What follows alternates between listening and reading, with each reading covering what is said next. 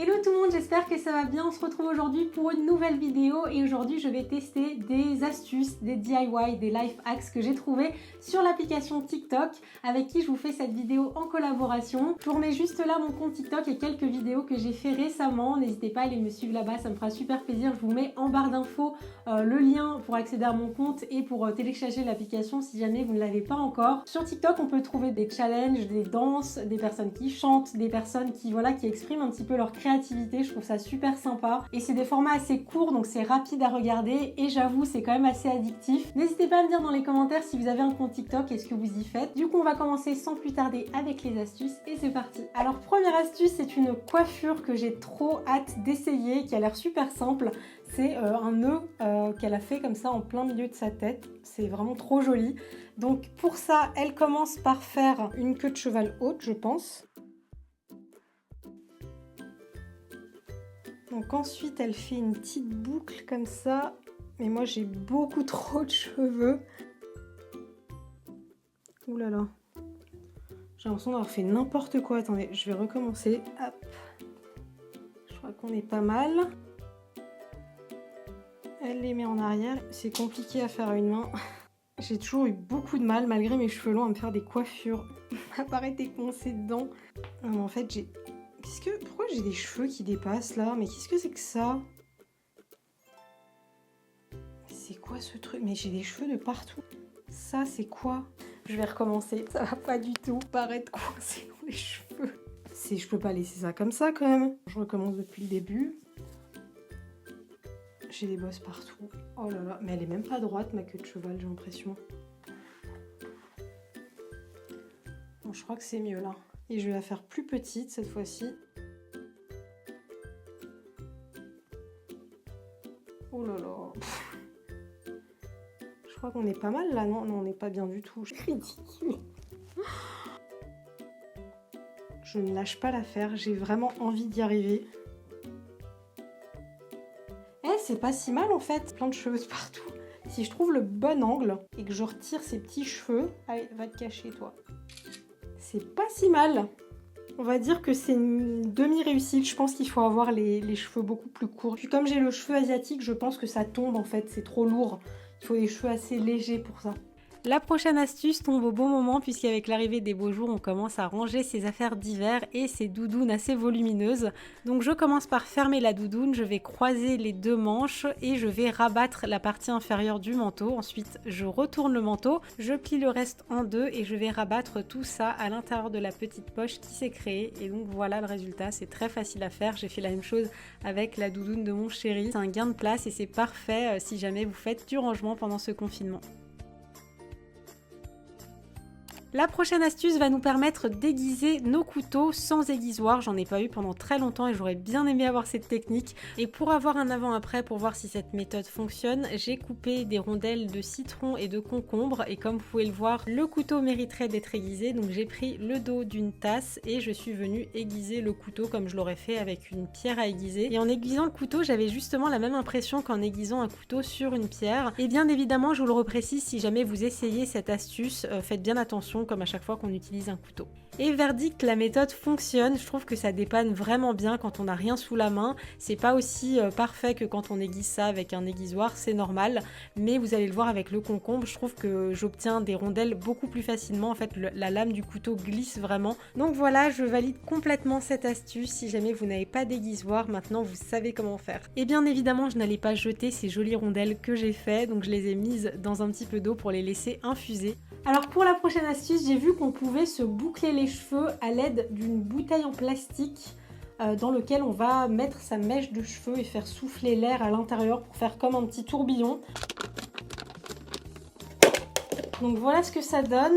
J'ai retiré la tête et j'ai fait une sorte de petit cadre. Ensuite, elle torsade, elle torsade.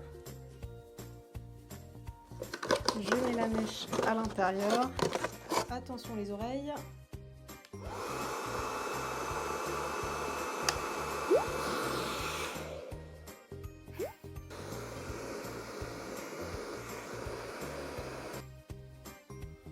Ça n'a pas trop marché.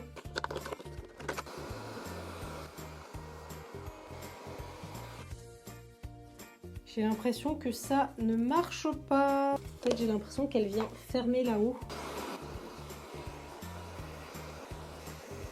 Et est-ce que ça fonctionne?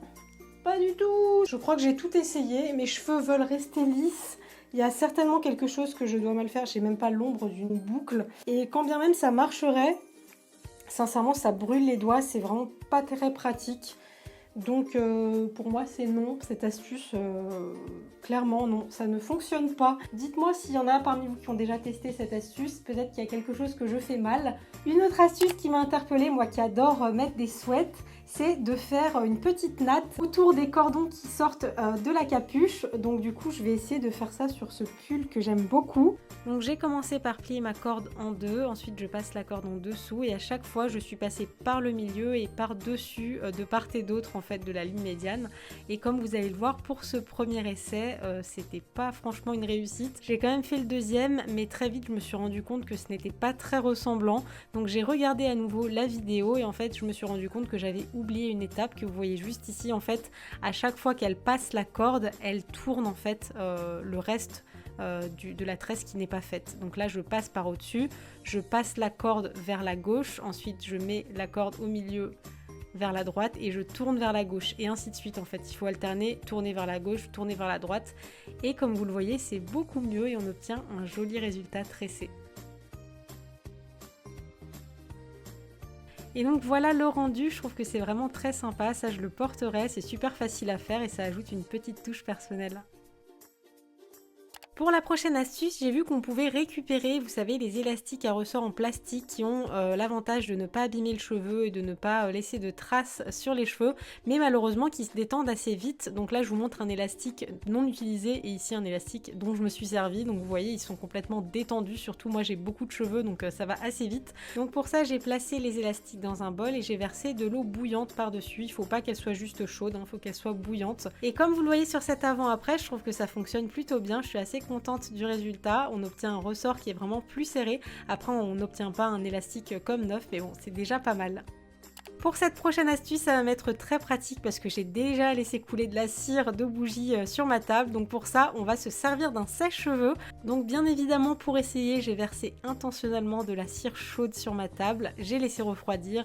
Ensuite, j'ai pris mon sèche-cheveux que j'ai réglé sur la position chaleur. C'est très important que ça souffle de l'air chaud. Avec de l'air froid, ça ne fonctionne pas.